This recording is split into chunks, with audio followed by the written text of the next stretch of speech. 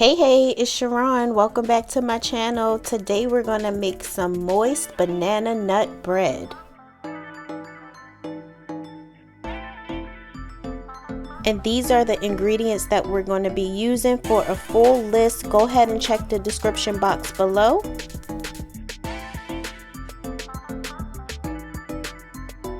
Alright, so let's get started making this banana nut bread.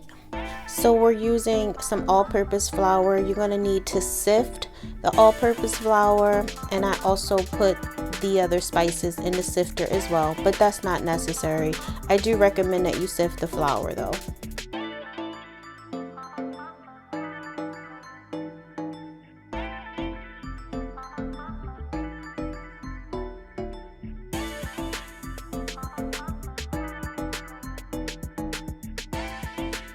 Okay, so once we add all of our spices to the flour, we're going to go ahead and sift that through.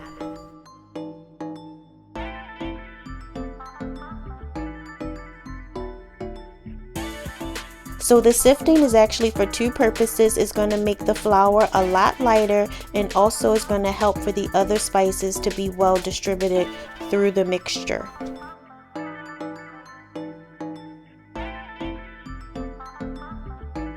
Okay, so you're going to go ahead and give that a stir to incorporate it even more. So now I'm going to go ahead and add the salt. The salt will enhance the flavors of anything that you're baking.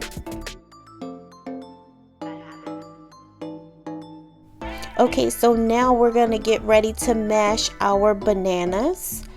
The more ripe the bananas, the better it will be for this recipe, but I couldn't wait for them to ripen up more, so we're just going to use what we have, and this actually came out really well in the recipe. And I'm also going to add some banana extract to kind of bump up the flavor. Here we're going to go ahead and squeeze a fresh lemon. And so I like this little lemon squeezer gadget. I recently realized that I was putting the lemon upside down.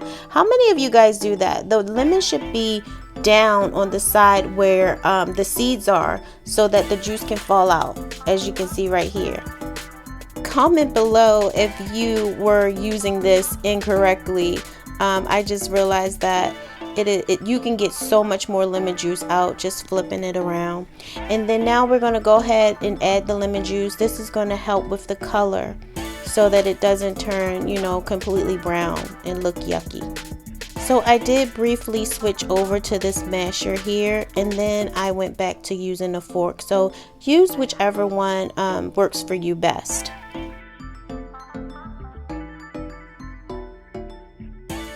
Alright, so we're going to go ahead and add 4 room temp eggs. You want to make sure that your eggs and all your ingredients are room temperature. When you're baking, it helps to make a better product. And we're going to go ahead and add in the white sugar and the brown sugar. This is the vanilla. If you guys have been watching my video, you know I always add more than what the recipe calls for. So just take a quick look here. Oh my god, that was way too much, but you know what? It's only gonna make it better.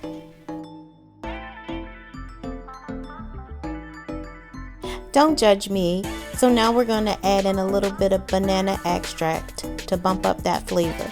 Alright, so you want to go ahead and get that well incorporated, and guys, don't forget to hit that subscribe button. If you like quick, easy recipes, go ahead and subscribe so you won't miss a video. Alright y'all, let's go ahead and get these bananas in the mixture. Okay, so we're going to go ahead and add the oil. This is vegetable oil, no butter in this recipe, but the oil in the bananas is going to make this bread so moist and delicious.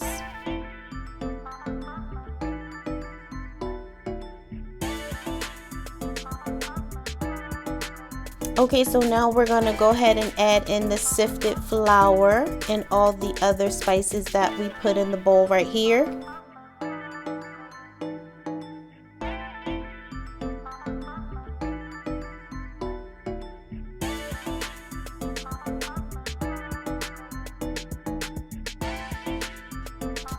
So you want to mix this up with your blender for about a minute until everything is well incorporated, and it should look something like this.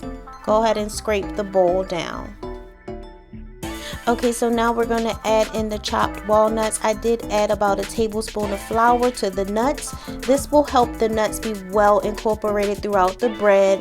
Otherwise, it may just fall to the bottom of the bread when it's baking. And we don't want that. We want nuts all over.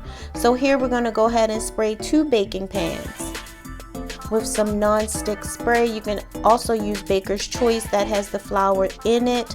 Here we're going to go ahead and separate the batter out evenly between the 2 pans, but you can also use this recipe just to make one big loaf pan of bread if you have a larger loaf pan. But just remember that the cooking times will vary, and it depends on if you're making 2 loaves or if you're making just one, and it also depends on the calibration of your oven as well. So you want to make sure you're always checking your bread to make sure that it is cooking evenly. So this is just one of my tips, and a lot of people may not feel comfortable with this because there is eggs in this batter, but I do taste my batter to make sure it's sweet enough and also to make sure there's enough seasoning. Alright, so the 2 pans are full. As you can see in this close-up here, there is some air bubbles there. We want to knock those out. So you want to just hit the pans up against the counter and you see the air bubbles are kind of popping. You do want to do that just to make sure of a better cooking process. Alright y'all, so finally these babies are gonna go in the oven. Again, you can divide the batter and make 2 just like I did, or you can make 1 big banana bread. Just remember to check your cooking times when you're doing that. Okay, so my oven was already preheated to 350 degrees. I set a timer for 1 hour. These actually were done in about 45 minutes. You're going to see me poke the wooden skewer in there. When it comes out clean, it's done. And as you can see, it came out clean. So these babies are done.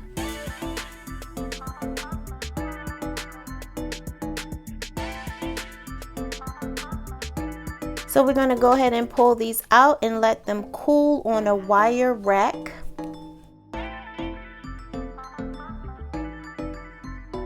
And guys, don't forget to share these videos with your friends. If they like quick, easy recipes as well, go ahead and send them over to my channel. And also guys, I need video ideas. What else would you guys like to see me make? Please list that in the comment section below.